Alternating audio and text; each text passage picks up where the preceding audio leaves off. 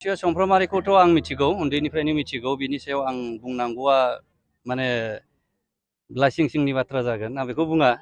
बे मा मावो मावा, ना ओंखाम ओंख्रि गेलेदों ना मार्बल गेलेदों, बे गावनि खोथा। खिन्थु सैथोथाया मा, मुलुगा मा जालांगासिनो दं बेखौ मोनदाङा मिन्थिया, गावहा मा खालामो खालामबाय थादों। आं बेनि सायाव जेबो बुंनांगौ गैया। नुदों माब्लाबा माब्लाबा बिदिनो सोरबा गोरिबफोरनो एसे एनै हैलाबायदों। माजों होदों होआखै जों बेखौबो बुंनो थाङा। सार, नोंथांनि समस्थियाव दिनै जयनिं हाबाफारि लादों सार, बेसेबांसो मा हान्जानिफ्राय जयनिं जाखो?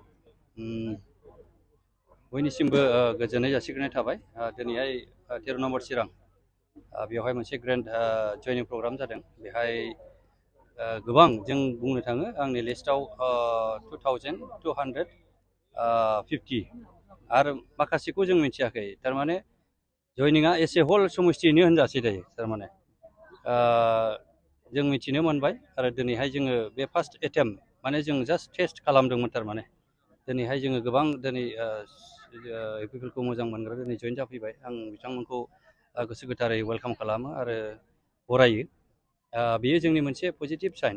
आरो जोङो नेक्स्ट स्टेपाव जोंहा मोनसे दंबायो, जोंहा हिडेन माखासे पलिसि दङ। दा बेफोरजों लोगोसे बबावबा 100 जन, बबावबा 200 जन, बेबायदिया कन्टिनिउवास बेयो सोलिलांबाय थासिगोन। बेनिखायनो दिनैहाय चिफ सारखौ फैनानै दिनै जोंनि गेजेरावहाय मोनसे मोजां जोंनि गेजेराव मेसेज होलांबाय, जेनाखि जोंनि ओनसोलाव गोजाम इसु, बे इसुसफोरखौ दिनैहाय बिथाङा अननानै बा खोनासंनानै दिनैहाय मावफुंनायनि खोथा होलांबाय। रायजो राजाया जोबोद मोजां मोनदों। दिनै बे जयनिंनि गेजेरजों जों मोनसे ब्लेसिंखौ जोङो मोनफादों होननानै बुंनो हायो समष्टिनि गेजेरजों। मा गोरोन्थिनि थाखाय बिपिएफ दोलोनि हान्जानि सोद्रोमाफ्रा बिपिएफ दोलोखौ नागारबाय थादों होननानै? गोरोन्थिया मुलुगा माने बयबो मोजांखौ हास्थायो, बा आरो सबसे निउ गोदान माबाखौ हास्थायो। जों मिन्थियो जेरैहाय फुरानायाखौथ' बयबो गस्लाबाबो गाननो बायो। दा बे हिसाबै गोदान हिसाबै आरो जेरावहाय जोंनि ओनसोलावहाय सान्थि जोङो सोलिदों आरो सान्थि भाबै गासै जाथियानो दिनैहाय थांनानै दं, बा बिजनेस मावनायनिफ्राय लानानै स्कुलनिफ्राय लानानै फारफ्रोमबो बिथिङाव दिनैहाय मोजां। सबसे देरसिन आशिर्बादा जाहैबाय जोंहा सान्थि, आरो सान्थिनि गेजेरजों दिनै जों बयबो गाव गावबागाव दिनैहाय मावनो मोनदों।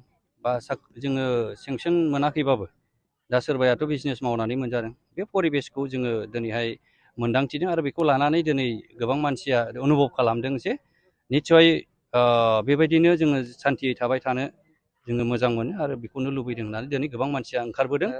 जिसुआ समफ्रामारियाबो गोबां समाव बे जायगायावबो जयनिं खालामदों। जिसुआ समफ्रामारिखौथ' आं मिथिगौ, उन्दैनिफ्रायनो मिथिगौ। बिनि सायाव आं बुंनांगौआ माने लाइसिंसिंनि बाथ्रा जागोन। आं बेखौ बुङा।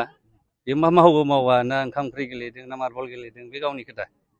खिन्थु सैथोथाया मा, मुलुगा मा जालांगासिनो दं बेखौ मोनदाङा मिन्थिया, गावहा मा खालामो खालामबाय थादों। आं बेनि सायाव जेबो बुंनांगौ गैया। नुदों माब्लाबा माब्लाबा बिदिनो सोरबा गोरिबफोरनो एसे एनै हैलाबायदों। माजों होदों होआखै जों बेखौबो बुंनो थाङा। बे गावनि बेक्तिगत खोथा। बेखौ माने मा होननांगौ जाखो, आं बुंथ'वा, बेफोरखौ बुंनांगौबो गैया। थारमाने आं बेनि सायाव बेखौ बुङोब्ला आंहा बांसिन गाहायाव थांगोन।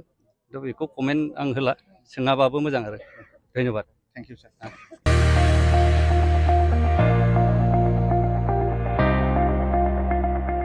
गुन गोनां सोलोंथाइ लानो हास्थायग्रा फरायसाफोरनि थाखाय गोजोनथाव खौरां। 2024-25 सोलोंथाइ बोसोरनि थाखाय मोनसिनसिब्रै इंलिश स्कुलाव गोदानै फरायसाफोरनि मुं थिसननाया सोलिगासिनो।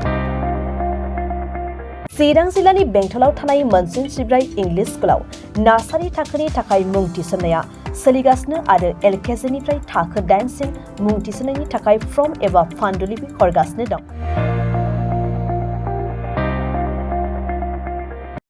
बे फरायसालियाव हौवासा आरो हिनजावसाफोरनि थाखाय आलादायै थानायनि खाबु दं। गोजौ सोलोंथाइ मोननाय रोंगौथि गोनां फोरोंगिरिफोरनि गेजेरजों बे फरायसालियाव फरायसाफोरनो फोरोंथाय होनाय जायो।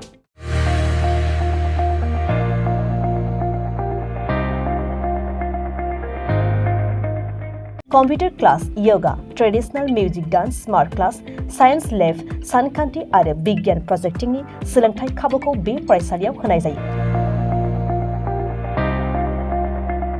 बेनि अनगायैबो बे स्कुलाव फरायसाफोरखौ ड्राग्स आरो मबाइलनिफ्राय जानगाराव लाखिनाय आंगो न' बायदि आबहावानि हस्टेल ML आयदानि सायाव जर'खा जोथोन लानाय जायो।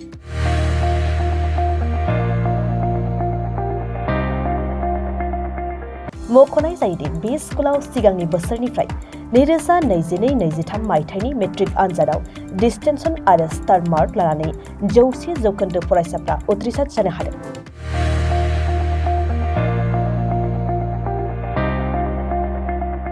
गाव गावनि गथ'फोरखौ गोग्गो आरो गुनगोनां सोलोंथाइ मोनहोनायनि थाखाय मोनसिन सिब्राइ इंलिश स्कुलाव मुं थिसननायनि खाबुखौ लादों।